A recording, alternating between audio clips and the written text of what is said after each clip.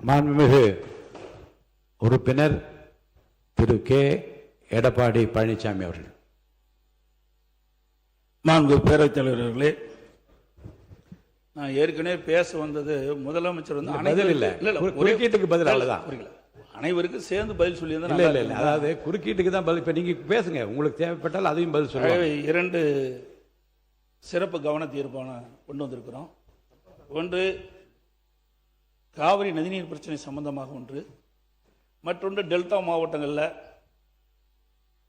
குறுவை சாகுபடி செய்த விவசாயிகள் தண்ணீரின்றி பயிர்கள் காய்ந்து அதனால் விவசாயிகள் பாதிக்கப்பட்டிருக்கிறாங்க.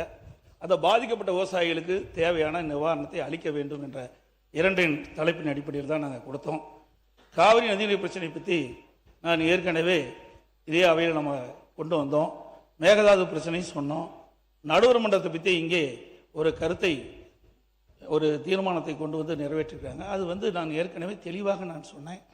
பத்திரிகையெல்லாம் வேறு விதமாக வருகின்றது. 18ஆம் தேதி கொடுக்கப்பட்ட அந்த சட்டமன்ற உறுப்பினர்களுக்கு கொடுக்கப்பட்ட அரசு தனி தீர்மானத்தில் கொடுக்கப்பட்ட அந்த வாசகத்தின் அடிப்படையில் தான் முன்மொழிஞ்சு அதன் அடிப்படையில் தான் நாங்களாம் பேசணும். ஆனால் இடை திருத்தத்தை நடுவர் மன்றம் அமைக்க வேண்டும் என்று வலியுறுத்தி இந்த தீர்மானத்தில் அவர் வந்து மாண்பு முதலமைச்சர் பதில் சொல்லிக்கிட்டு போது சொன்னார். அதை நாங்கள் ஏற்றுக்கொள்ளவில்லை. அது இப்பொழுதும் நான் சொல்லிவிடுகிறேன்.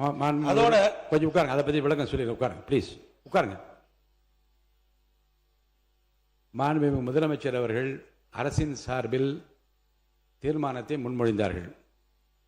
எதிர்க்கட்சி தலைவர் அவர்கள் கடிதம் மூலமாக அன்று காலையே இதில் ஒரு திருத்தத்தை ஏற்றுக்கொள்ளுமாறு ஒரு கடிதம் கொடுத்திருந்தார்கள். முறையாக அது ஆய்வு செய்யப்பட்டு அந்த திருத்தம் ஏற்றுக்கொள்ளப்பட்டு அவைக்கு மாண்புமிகு முதலமைச்சர் அவர்கள் வாக்கெடுப்புக்கு விடுப்பதற்கு முன்பாக நான் சொன்னேன், திருத்தப்பட்ட திருத்தத்தோடு இந்த தீர்மானம் வாக்கெடுப்புக்கு விடப்படுகிறது என்று சொன்னேன். உங்களுக்கு 3 வாய்ப்பு இருந்தது. ஒன்று, மாண்புமிகு எதிர்க்கட்சி தலைவர் அவர்கள் பேசுகிற போதே திருத்தத்தை பற்றி குறிப்பிடுகிறார். இப்படிப்பட்ட திருத்தத்தில் உடன்பாடு இல்லை என்றால் இப்போது இப்படி குறுக்கிட்டு நீங்கள் பேசுவது போல கையை உயர்த்தி இதில் எங்களுக்கு உடன்பாடு இல்லை என்ற கருத்தை அப்போது சொல்லியிருக்கலாம். ஒன்று.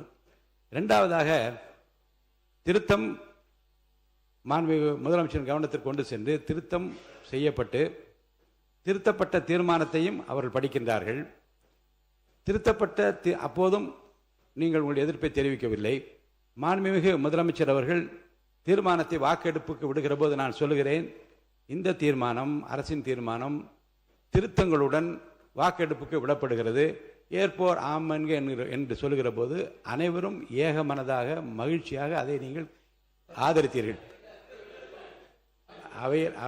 அவையில் நடந்தது எல்லாமே குறிப்பில் இருக்கிறது. அப்போதும் எதிர்ப்பு தெரிவிக்கவில்லை. தீர்மானம் ஏக மனதாக நிறைவேறியது என்று அப்போதும் நான் ஒரு வார்த்தை சொன்னேன். வெளி மாநிலங்கள் எல்லாம் ஒற்றுமையாக இருக்கின்றார்களே என்று சொல்லுகிற நீங்கள் இந்த பிரச்சனையில் ஒற்றுமையாக இருக்க வேண்டும் என்பதும் அப்படி இருப்பதும் மகிழ்ச்சியாக இருக்கிறது என்பது கூட குறிப்பில் இருக்கிறது.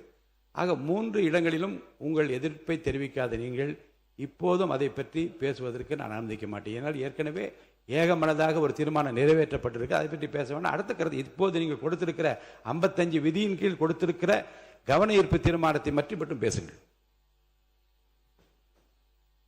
மாண்பு பேரவைத் தலைவர்களே, அனைத்து இந்திய அண்ணா திராவிட முன்னேற்ற கழக கட்சி மட்டுமில்லை, தமிழகத்தில் இருக்கின்ற பல்வேறு அரசியல் கட்சி தலைவர்களும், குறிப்பாக தமிழக வெற்றி கழக ஆட்சி இடம்பெற்றிருக்கின்ற அந்த கட்சியினுடைய தலைவர்கள் கூட குறிப்பிட்டிருக்கின்றார்கள். இன்றைக்கு கர்நாடகத்தில் எப்படி முதலமைச்சர் தலைமையில் அனைத்து கட்சி தலைவர் கூட்டம் கூட்டப்பட்டதோ அதே போல தமிழகத்திலும் அனைத்து கட்சி தலைவர் கூட்டத்தை கூட்டி அவருடைய கருத்துக்களை கேட்க வேண்டும்.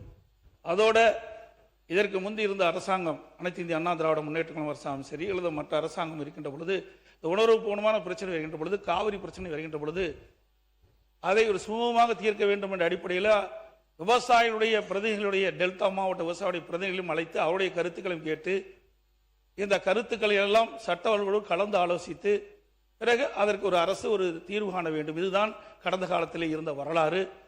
அது மட்டுமல்ல, இன்றைக்கு கர்நாடக அரசு ஒவ்வொரு ஆண்டும் தண்ணீர் நம்முடைய தமிழகத்திற்கு தண்ணீர் கிடைக்கின்ற பொழுது போராடி வாதாடி தான் தண்ணீரை பெற வேண்டிய ஒரு நிலை இருந்து கொண்டிருக்கின்றது.